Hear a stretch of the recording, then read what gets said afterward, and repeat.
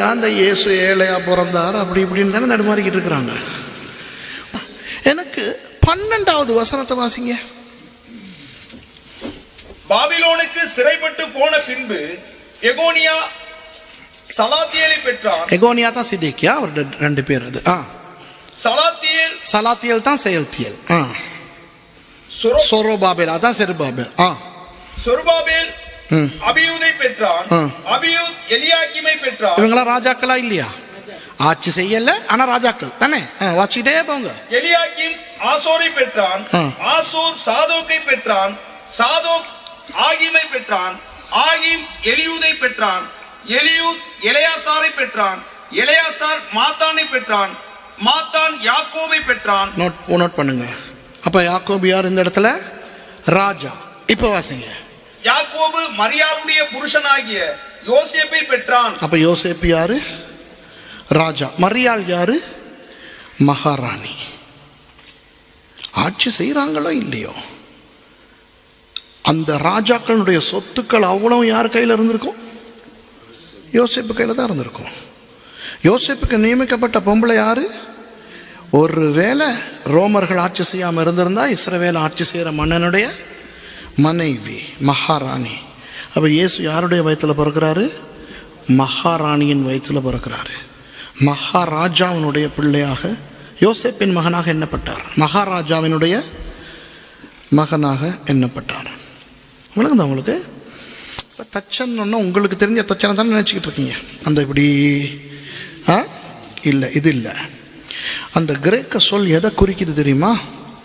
நகரங்களையும் பெரிய பெரிய அரண்மனைகளையும் பிளான் பண்ணுற ஆர்கிடெக்ட்ஸ். இவங்களுக்கு கீழே 100கணக்கான பேர் வேலை செய்வாங்க. சரியா? உங்களுக்கு விளங்குதா நான் சொல்றது? அந்த கிரேக்க பதத்தினுடைய அர்த்தம் என்ன தெரியுமா? பெரிய பெரிய நகரங்களை நிர்மாணிக்கிறவர்கள். புரியுதா உங்களுக்கு? அதை இவங்க இங்கிலீஷில் கார்பெண்டர்னு போட்டாங்க. ஏன்னா அந்த காலத்தில் கூடுதலாக மரங்கள் பயன்படுத்துறது. புரியுதா? அந்த காலத்தில் சிமெண்ட் இல்லாத காலம். கல் இருக்கும், ஆனால் அந்த கல்லுகள் எதை வச்சு கட்டுவாங்க நீங்கள் பார்த்தீங்கன்னா, அந்த காலத்து ரோம கட்டடங்களை பாருங்களேன். ரோம கட்டடங்களில் பார்த்தீங்கன்னு சொன்னால் மர வேலைகள் எப்படி இருக்கும்? சரியா? இதனால இந்த மனுஷனை தச்சன் ஆக்கணும்னு இந்த உங்களுக்கும் எங்களுக்கும் தெரிஞ்ச தச்சர்கள் இருக்காங்க தெரியுமா? அந்த சாரம் கட்டிக்கிட்டு காதில் பென்சில் ஒன்று வச்சுக்கிட்டு இந்த கையில் அந்த வாழை வச்சுக்கிட்டு ஓரத்தில் பீடியை, இங்கிட்டு இருக்கிற பீடியை நாங்கள் கண்ணா வாங்க அப்படின்னு இங்கிட்டு இந்த பக்கம் மாற்றி வச்சுட்டு நான் நாளாண்டைக்கு உங்களுக்கு இந்த அல்மாரை தர்றேன், அந்த தச்சன்னு நாங்கள் நினச்சிடுறோம். சரியா? இந்த யோசேப்பு பலி கொடுக்க போன இடத்துல புறா தானே கொடுத்தாங்க. அதை வச்சு யோசேப்பு பிச்சைக்காரன் ஆக்கிட்டான் ஐயா. தெரியுமா? யோசேப்பு ஒரு பரம ஏழை. யோசேப்பு எந்த ஊரை சேர்ந்தால்? பெத்லஹேம். பெத்லஹேம்ல சொந்தக்காரங்க இருந்திருப்பாங்களா இல்லையா? இருந்திருப்பாங்க. அப்ப ஏன் இவங்க போயிட்டு யாரோட வீட்லையும் தங்காம ஹோட்டல் தேடி போனாங்க? ராஜ குலத்தாருடைய பழக்கம் அப்படிதான். அவங்க சொந்தக்காரங்க வீடுகளில் போய் தங்க மாட்டாங்க. தெரியுமா உங்களுக்கு? புரியுதா உங்களுக்கு? ராஜாக்கள் சொந்தக்காரங்கிட்ட வீடுகள்லாம் போய் தங்க மாட்டாங்க. அவங்க போனால் ஹோட்டல்ஸில் தான். பெரிய ஆக்கள் பாருங்க, இன்னைக்கு கூட பெரிய பெரிய ஆக்கள் என்ன செய்வாங்க? சரியா? ராஜாக்கள் இன்னொரு இடத்துக்கு போயிட்டு ஒரு கிராமத்துக்கு போனாங்கன்னா சொந்தக்காரன் வீட்டில் போயிட்டு ஒப்பேத்திக்கிட்டு ஒரு ஓரத்தில் படுத்திருந்துட்டு போகிற பழக்கம் அவங்ககிட்ட இருக்காது. முழு பெத்லஹேம்லையும் ஒரே ஒரு ஹோட்டல் தான் இருந்துச்சு. ஏன்னா அது ஒரு டூரிஸ்ட் இடம் இல்லை. உங்களுக்கு விளங்குதா?